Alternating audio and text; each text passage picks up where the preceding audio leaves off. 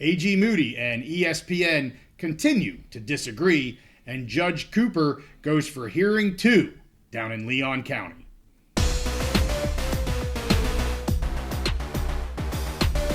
The ACC lawsuits are always in the news, so we're back on the big mountain to break it down for you. Hey, welcome back to the mountain. I am JY, and this is my good friend Steve. Steve, we had some filings at the end of last week that I want to talk about. AG Moody replied to the order to show cause. I want to talk about that. And then a day later, ESPN files a SIR reply and basically says, you were wrong, we're right. And that's all these things are about. Is I'm right, you're wrong, and you're wrong, I'm right. But hey, let's talk about it, why they say that they're wrong and they're right. And then lastly, I want to talk a little bit about what's going on in Leon County, because our good friend Judge Cooper is going to be hearing the case again on whether there's going to be a stay or a dismissal. So we're going to talk about that at the very, very end. So on June 13th, again, AG Moody replied to her original order to show cause. This reply states that the ACC has not denied the factual allegations of the order, and the challenges that were produced are undermined by several factors. 3 factors. Number 1, the media right contracts are public records, and they are the product of a grant of authority by a public university. We already knew that. She says the media right contracts are public records. Got that. Number 2, the ACC violated the Public Records Act when it failed to produce the media rights contracts and redact only the confidential and exempt portions. I'm going to get into more of that later on as we talk here, Steve, because that's a little bit different than what I've been saying to people. I've been conversing with some people on X about this. So I do want to maybe clear this up slightly from what she's saying now to what was reported originally. And by the way, make sure you follow both of us on X. We both are on X all of a sudden, and we like to throw some stuff on there every once in a while. TBM Steve and TBM JY. That's right. TBM _ JY, TBM _ Steve. But anyway, number 3, the media rights contracts specifically submit to the disclosure laws of its members' institution, and Florida has jurisdiction over the ACC. It goes on to say that the ACC, the intervener, ESPN, and the other conferences, as we talked about before, filed over 500 pages of largely irrelevant papers relating to the importance of trade secret redactions that have not occurred. Also, the ACC declined to cite or comply with governing procedural rules and failed to deny the factual allegations, which are now deemed automatically admitted.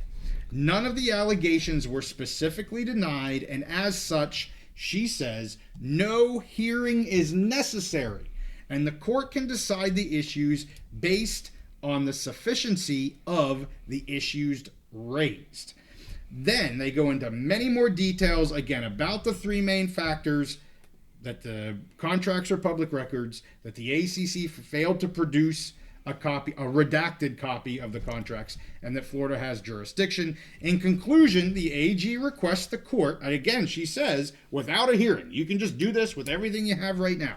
She requests the court to enter a writ of mandamus, to find that the records are public, to find that the defendant refused to permit access to the contracts, award the plaintiff their reasonable costs, to do all of these motions and writs, and then any other relief that the court deems necessary and appropriate. So let me go back real quick, Steve, and then I'll get your take. But I want to go back to that second factor that I talked about. You know, she's now talking about this redaction of the record. So I went back and looked at the original writ of mandamus, and I'm going to read briefly what she says here. It said in the original writ, because the ACC has failed to provide a single word of the media rights contracts, the issue of whether any portion of the contracts are protected by trade secrets is for another day. Still, in anticipation of the ACC's continued obstinance, the Office of the AG can preview for the court that any trade secret information protected under Florida statute must meet the definition under statute 688.002 subparagraph 4. So what she's actually saying in there, or what she stated in her original one was the issue of whether any portion of the contracts are protected by trade secrets is an issue for another day. Now she's saying in her new filing here, in this reply, it's that they should have produced it. They should have redacted what they say are trade secrets and withheld them. And then we can have a pissing match to determine if they really are or aren't trade secrets. So I won't say I was necessarily wrong, because what she's trying to get at is the full document. But she's also saying step one would have been to produce the document, redact what you think is allowed to be redacted, again, under the sections of the Florida statutes. But to be really clear here, Steve, like, I'm going to call a spade, in my opinion. This is just JY's opinion. Her constituents want the entire damn contract unredacted. They do. That's what this is all about, for Pete's sake. We know through the courts. We already heard Judge Bledsoe. She did this, I'm pretty sure, if my memory serves, she filed this after Judge Bledsoe said in his court of law in North Carolina, you got to produce the daggone documents. You can redact certain things, and I'm going to tell you what, under trade secret laws, and I know Florida people, that's North Carolina law, not Florida law. It's the same type of sitch that we're talking about here. She's doing this for the entire freaking unredacted contract. That's my opinion. I know other people disagree with me. That's why she's doing it. However, she does acknowledge that her original writ can have a copy of the media right contracts that is redacted, and then again, as she says, we'll have a pissing match another day about the redaction. So what do you think about that? So I think obviously, her intention at the beginning was to try and get the fully unredacted version. Now, I read most of this. I think it was 36 pages. Something like that. I read through to, I think, page 22 or 23, and then I kind of skipped to the end. But I did read over this section, and I have a slightly different take. Okay. I mean, at the end of the day, it's the same thing, because she wants an unredacted version. Right. And that's what she was trying to get in the first. And so what she said in this is, she doesn't believe that the statutes that and the precedents that the ACC and the other people who filed the amicus briefs should apply, or that should be a question in this. But even if they were, and there was certain exempted info, certain parts that are exempt due to trade secrets. So even if that were the case, she doesn't believe that should be a consideration in this. But if that was the case, that the ACC and ESPN don't have the option to just say, no, we're not going to give you one. Right. You have to, in response to this, you don't have the option of just not doing anything. Yeah. You must give at least a redacted version at the bare minimum. Now, obviously, then they can fight over it later. So I think you and I are getting to the same place. But when you read what she's saying, she's not agreeing with them that it should be redacted, but she's saying that if you think that this should be redacted, and if that was in fact true, you have to at least give us that redacted version, and you haven't done that. And she's using that as a demonstration to the court that they're not participating and doing what they should be doing. And I get that, and that sounds great, but that's not what she wants, for Pete's sake. That's like, okay, I wanted to go from step A to step D, and step D is the whole daggone thing unredacted. Yeah. Maybe I messed up a little bit, and maybe I know that I'm going to get a lot of shade that I just said that, but maybe I need to be more clear here and make sure we go to steps point C or B and C to get to D. And to get to B, I'm just going to be like, hey, give me just the hello and the signatures, and then we're okay. And then we'll piss a little bit more about what more can I see, and then it still won't be enough. So then I'll get to C, because we all know we want to get to D, and D is everything. We're making a freaking... this is taking forever. You either want the whole thing or you don't, and she does want the whole thing, so stop with the pissing match. Well, and she does want the whole thing, but I think what she's trying to show the judge is, okay, Florida State or ACC and the ESPN are saying it has to be done a certain way by this law and this, but they're not even following the law and the precedent they said, so they're not doing what they're supposed to do. Okay. So she's trying to. Sometimes a battle isn't always a 100-yard bomb. It's moving the football. So I will say I will back up, or I shouldn't say back up. I will agree with AG Moody in that when you were given now I will also say that's assuming the public record laws apply to and there's jurisdiction over the ACC here. That's assuming that's the case. So if you're going to say it is, let's just assume that it is. Now the ACC and ESPN are saying it isn't.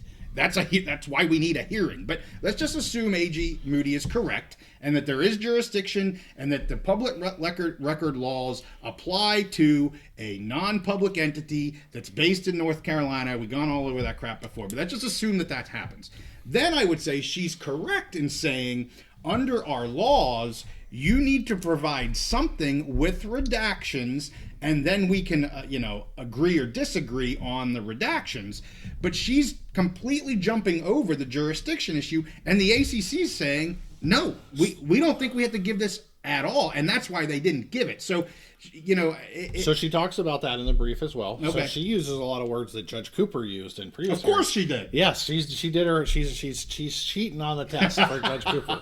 She's like, I know these words that you like, and so she mentions a couple times with jurisdiction about personal jurisdiction, about Florida courts having personal jurisdiction over it, and she lists the reasons why. There are good reasons why there should be personal jurisdiction in North Carolina, but she actually lists some really good reasons why she thinks the state of Florida and particularly Leon County courts have personal jurisdiction. She talks about parts of the Florida state members flying on using public money and on public time, flying to North Carolina to execute the contract. I saw that. Yeah. Yeah, I saw and that. She talks about the bowl games that are in the contract, the ACC tie-ins, and all 5 of them being held in the state of Florida. It's all about doing business in Florida. Yes. Whether or not you're doing business. So there's 2 other things I want to touch on because you just kind of touched on those a little bit. She alleges that the statutes that that the ACC and ESPN and the amicus briefs that they cite are part of the criminal code dealing with trade secrets and not the civil code. Okay. Which is, so she says those are inappropriate. So the arguments that they made don't apply to this. And then she also alleges, which I think would be really interesting, and neither one of us had time to do like a really deep dive research on this. She talks about some of the things that they cite were cases and precedent that were prior to the new change in the public records law, which I have it written in my notes as 2021. It might have been 2022. That sounds right. I thought I saw 21. Yeah, either 21 or 22 that there's a new, and the precedents that they cite were before that, and the legislature has gone and basically tightened down that record law. And then she then cites new precedents that have happened for Judge Cooper, which he'll probably like those. Well, I'll let you go, and then I'll give you my final thoughts. If you have I was going to the ESPN's response. So then I'll give my final thought on this. So first of all, AG Moody, she's a politician. Like, you got to look at everything in that lens. Yeah. She's doing, like we talked about, she's a lawyer, obviously. She went to law school. She passed the bar. But everything she's doing is to, there's election season coming up. She's trying to please people. So what do her constituents want? Like you said, they want the unredacted version. That's what they want. And they want to see her fighting for this. Yeah. So that's the big question: is what she's doing actually going to go anywhere? Is it going to hold any legal merit? I have no idea, because when I read this stuff, you read the filing on one side and it all sounds really good. You read the filing on the other side, and it's like, okay, yeah, that makes sense. Well, what the hell? Very convincing. Oh, yes. They're very convincing. Yeah. So I have no idea. The only part of this, to me, the biggest, most important part of this that I find most interesting is we talked about the politicians getting involved, and so far the governor DeSantis has not gotten involved at all. And at first we said AG Moody was kind of dipping her toe in. Okay, let me do this like 4-page writ to try and get this contract that everybody wants. Well, this was a much beefier filing. Oh, yeah. She may have no freaking clue what she's talking about. I have no idea. But this 35 pages was much beefier. She had specific examples of why she thought the ACC and ESPN were wrong, and why she thought those amicus briefs didn't really matter. She had specific examples of that. Yeah, it was 500 pages of what did I call it? What did she call it? 500 pages of largely irrelevant papers, Steve. So you and I like to play. Back in the day, we used to play some poker, and we would come in. We had what was it, the small blind and the big blind? Yeah. So first time around, it was the small blind, the big blind, and then everybody checked. Well, she's kind of check raising, I think, at this point. So again, I have no idea. The judge may laugh when he sees this, because we had Doug Rohan on, and before, and he basically said on Twitter that he doesn't know why she's doing this, or he basically said she should just withdraw her writ and say my bad and stay out of it. Right. Yeah. So maybe the judge just laughs at her and okay, this doesn't make any sense, whatever. Or maybe she's got some things. We'll see. But either way, I have no idea one way or the other. But I think it is significant that before she was dipping her toe in the water, she's got at least a full leg in the water now. Yeah. She's going in. She's coming back with some. She didn't just say, "Oh, my bad," like Doug said maybe she would. She's saying, "No, this is bullshit," and I'm digging in a little. Well, she doubled down and said, "Not only am I right, but you don't even have to hearing. You don't have to have a hearing here. Right. I'm so right. Yep. And they're so wrong. And they didn't answer any of the questions factually. And because of all of this, forget everything that they had to say. And you need to rule." I said it earlier. I'm not going to repeat myself, but anyway, yeah. And I will go back, and if it's eating crow, I'll eat crow, whatever you want to call it. But she did clarify here that she right now is okay with a redacted version. Great. A little bit of a change in tune. Great. Give her a redacted version. But as I said, Steve, that's not what she freaking wants. So if anybody wants to say, CJY, you were wrong. Okay, I was wrong. Give her the redacted version. And her very next freaking brief is going to be like, your redactions are wrong. And here's why they're wrong. None of them are trade secrets. So I should get the whole thing. That's what this is all about. So we just spent 15 minutes talking about something that quite frankly is irrelevant because we know she wants it unredacted. Well, period. Here's the thing. So this is not Judge Cooper, but it is another. It's in Leon County. It's another judge. I forget his name now. I think she did leave this open, even though she did write it. She used a lot of words that Judge Cooper likes. So maybe his fellow judge in Leon County will like those too. She did leave it open to saying, if their arguments they make are right, they at least have to do an unredacted. But I think there's room here for the judge to just say, no, you're right, they have to disclose it. So I think she could get what she wants, but she is kind of opening the door to some compromise. We'll see. Well, here's the compromise. She's fighting. Back to your point. Yep. She's fighting. She's now got her leg in the water, as you said. Yep. And even if she gets a redacted version, it's more than what you have now. Yep. So I still won. I got you what I can under Florida law. Here it is. Yep. Hooray for me. Vote for me again. Yep. Right? And at the same time, she really didn't get much of anything because North Carolina's given him the same, almost probably, if not exactly the same, darn close to the same thing. So I don't know. The whole thing's kind of silly. But let me get to the ESP one real quick. And they filed this SIR reply the day later to address erroneous statements and arguments made for the first time by AG Moody in her June 13th reply. This is from ESPN now, not the ACC. Yeah. From ESPN, but I found it funny that, because I read some of this, I'm like, this is kind of the first time she's saying some of this stuff, especially, again, specific to redactions of the document. So, anyway, they go on to say, number one, the AG is wrong on the process. The AG says that the allegations were not specifically denied. They say they were. ESPN's response contain the necessary evidence to establish validity and must be considered. Number two, the AG is wrong on the merits. The AG expressly declined to rebuke the evidence put forward by ESPN and others that these are trade secrets. As a matter of law, they are exempt from Chapter 119. That means none of the relief that the AG seeks can be granted. A trade secret exemption must be resolved prior to compelling the disclosure of the contract. I don't know if that's right or wrong. Me neither. It sounds good. But I'm going to say it again because it makes sense to me why at least they didn't give the contract. I'm not the judge. I'm not saying it's right or wrong, but in their mind, again, a trade secret exemption must be resolved prior to compelling the disclosure of the contract.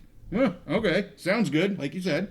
Number 3, ESPN has a powerful interest and requests leave to submit a SIR reply. And number 4, ESPN requests an opportunity to be heard before the court. So, of course, number 4 is all about, yeah. She's saying there doesn't need to be a hearing. There needs to be a hearing here. I mean, I will say that was very ballsy to be like, hey, no hearing, move on here. Therefore, crap, I know it all. Well, not I know it all, but my replies and my writ has everything you need to know. Let's do this. Well, she's asserting they didn't do what they needed to do, right, so they just have to give it up at this point. Yes, correct. So anything there with the ESPN one, again, as you said, you can read one, and this has happened to us many times. I'm like, oh man, FSU freaking crushed it here. Then you read the other play, I'm like, oh, those are some pretty good counterpoints. And then you get back and forth, you start spinning your freaking head around. That's the thing, and we do our best on this, and a lot of this, we're not trying to give you hardcore legal analysis, okay? We're not lawyers. We've said this many times. We didn't go to law school. I'm glad you said it again. Though. Yes, I had to say it again. We're not lawyers. We didn't go to law school.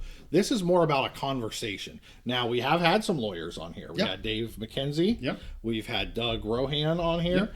Yep. And so, we bring them, and even they'll say, some of this is interpretation. It really depends on, how you look at the statute, how you look at the precedent. Yeah. And that's why there's judges. If this was easy, it would just be, we look at the law and figure it out. But we all know what it means. You need somebody to stand in judgment. And that's going to be, in Florida, it's going to be Judge Cooper and the other judge there in Leon County. We've talked about Judge Bledsoe down in North Carolina. And I think so far we have a pretty good handling on both Judge Bledsoe and Judge Cooper on how they look at things. This will be a new one.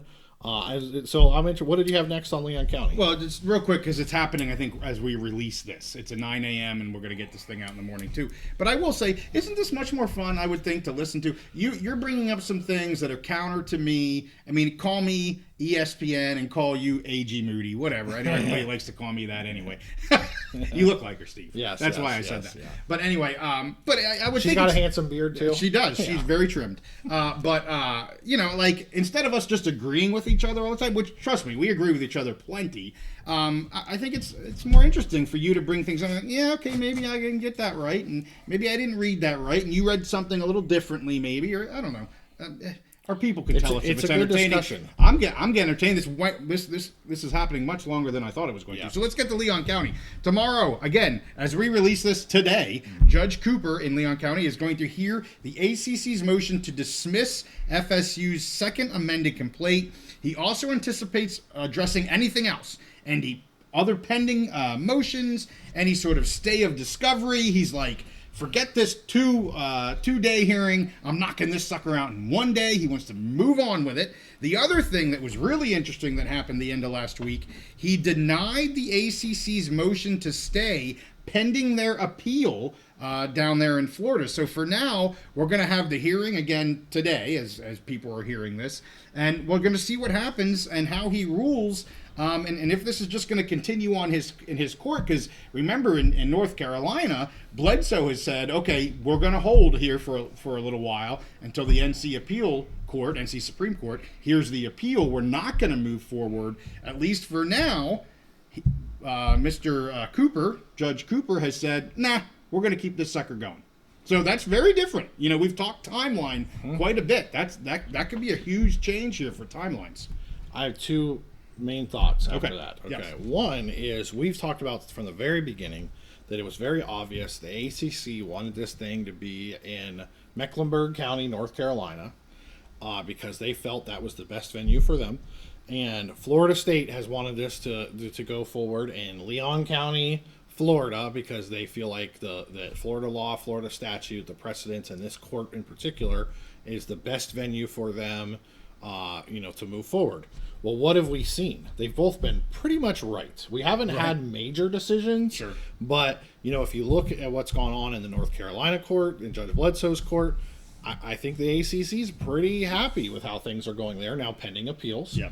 And if you look at Judge Cooper's court in Leon County, I think FSU is mostly happy with how things are going there, and they would like to continue to keep there, again, pending appeals. Yeah. So, I think it's pretty obvious both of them knew where their bread was buttered. Yeah. And it's still, we're back to the same old fight. And in some ways it's a shame that, like, okay, we have laws, but it's just going to come down to, if one side or the other can get a favorable venue and a favorable court and then they're going to win, kind of thing. It's a shame, in America with this much money, there's so many people that are invested in these schools, and there's so much money tied into it that's what it's going to come down to. But it seems like both schools, both sides, the ACC and Florida State, they knew where this was going and what the best place, and it's carried out so far. My second major thought is, now we've had all this stuff going on. We have the AG Moody.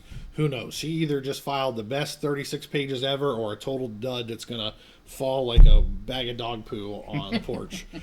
We have no idea, and we have some major goings on that's going to happen this week in Leon County. So my thought is we need to get Mr. Doug Rohan on here again coming up soon. So maybe we'll have to try that, because I have some questions for Doug. Well, you know where we're at. We're about 6 months into this. I don't know how many episodes we've done on FSU, and even add Clemson into that. We've had several Clemson interviews, and that's getting going here as well. But you know where we're at after 6 months?